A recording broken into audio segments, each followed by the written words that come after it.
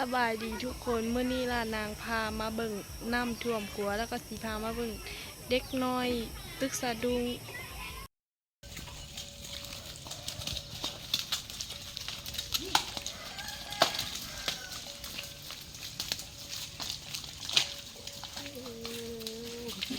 ี่เบิ่งทุกคน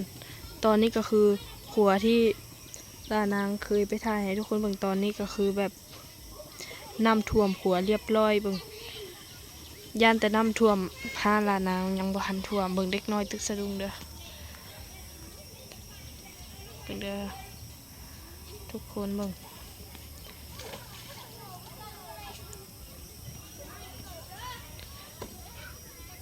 เด็กน้อยตึกสะดุ้งเนาะทุกคน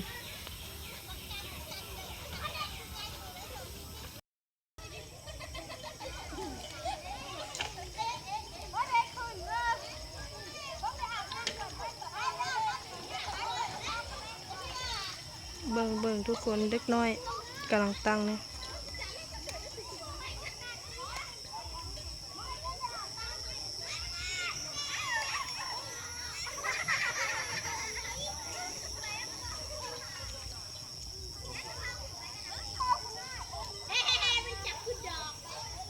แฟตัวก็ขึ้นไวแท้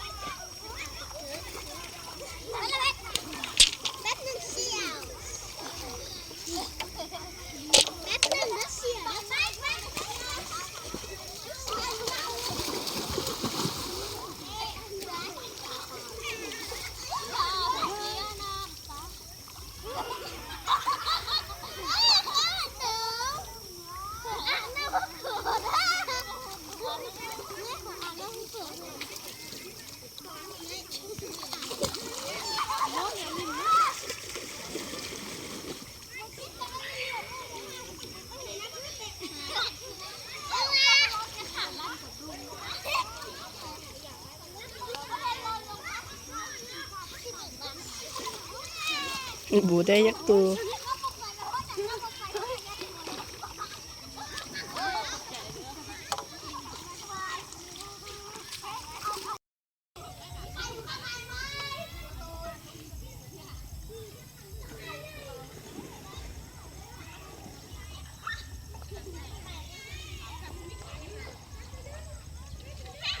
กิโลได้ยักโตละ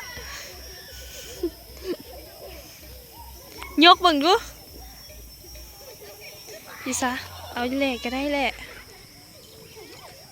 เหลียวหน้ามาแม่และยกด้วยแหละ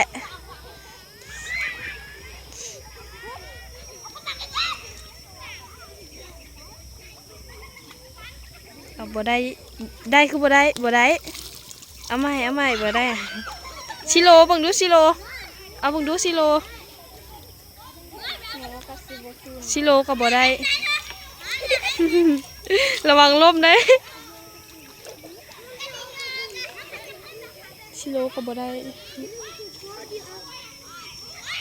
ทาบ่อีกรอบหนึ่งค่ะเด็กได้อยู่ซาด้าได้ปลาอย่างด้าเบิ่งดูด้า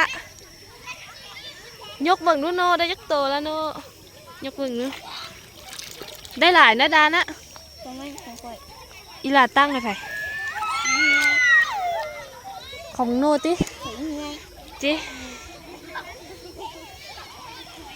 น้ำผลบ่ได้จักโตนะแพ้ยกบังดู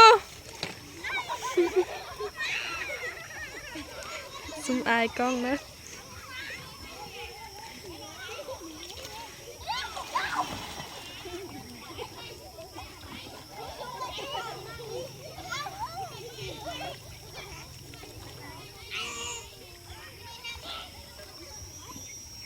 น้ำผลบ่ได้จักโตเอาใหม่น้ำผลเอาใหม่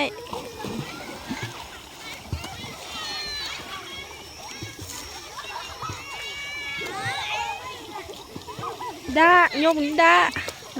อันนี้พอตาย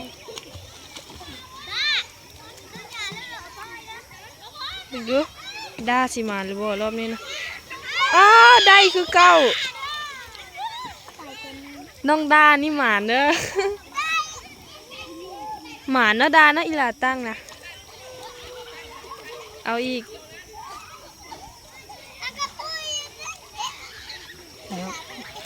น้ำผลยังบ่ทันเห็นน้ำผลได้นะเอาใหม่นะน้ำผลนะ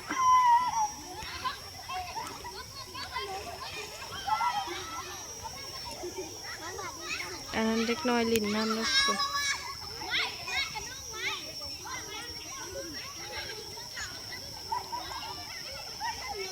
บ่ได้นะรอบนี้ก็ได้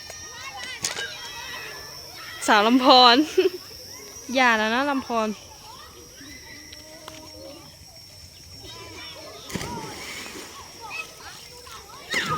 เบิ่ง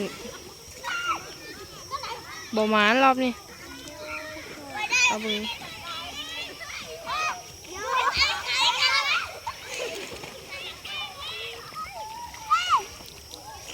บ่ได้ตัวนี้ก็เอาเบิ่งใหม่นะ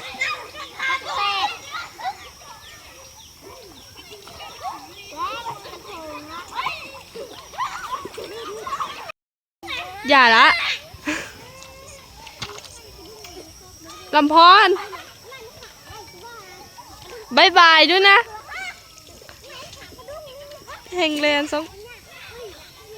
อย่าเบิดแล้วเนาะสาวน้อย2 คนนี่ก็ยาแหละไปลงน้ำพูนสิลักปลาจะเพิ่นเอากินนะบึงปลาอยู่ของนี่ก่อนบัวลายไปได้ตัวนี้พอมกพอแจวนี่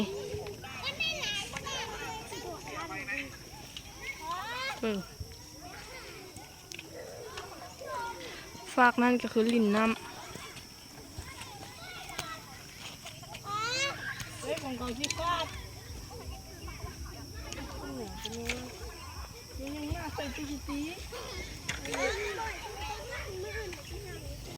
เด็กน้อยกลับแล้วเนาะทุกคนเบิ่ง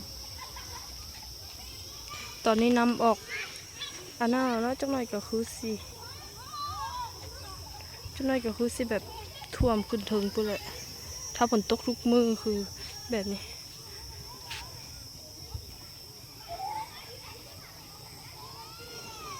ฝนขึ้นมาวันเราเบิ่งตูบหน่อยแล้วสิย่างไปต่อเบิ่งขวาอันนี้ย่างขึ้นคันไดหายใจฝืดหรือคนเมื่อยไปวันนี้ก็สิคุ้นหน้าเพราะว่าเคยพาทุกคนมาเบิ่ง2 เทื่อแล้วเนาะอันนี้ก็หมักหญ้าเต็มส่งแท้ๆเลยนี่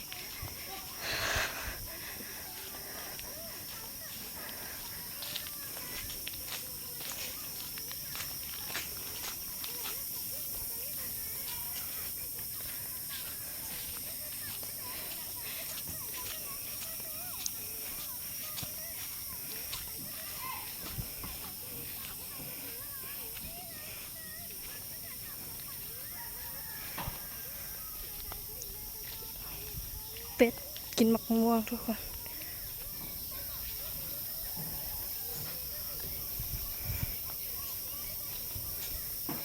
เข้มก็คือขัวสะพานอยู่เนี่ยนะพาทุกคนมาเบิ่งขัวอยู่นี่ก็คือแบบแต่ก่อนเป็นแบบนี้แต่ก่อนเป็นน้อยๆหน่อยเดียวบ่มีเฮาอย่างอันนี้ก็คือถ้าน้ำท่วมก็คือลุบเลยอันนี้น้ำมันตกคืนเดียวก็ยังสำนี่เลยทุกคนเบิ่งน้ำฝนตกมือเดียวเบิ่งทุกคนเบิ่งอันนี้ละลายเครื่องขัวก็คือเบิ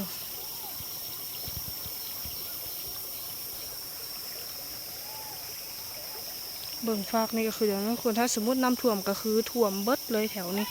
ลุกเบิด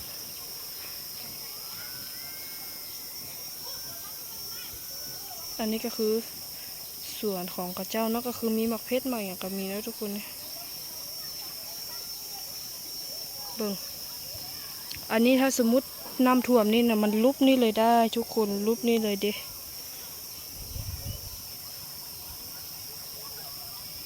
นี่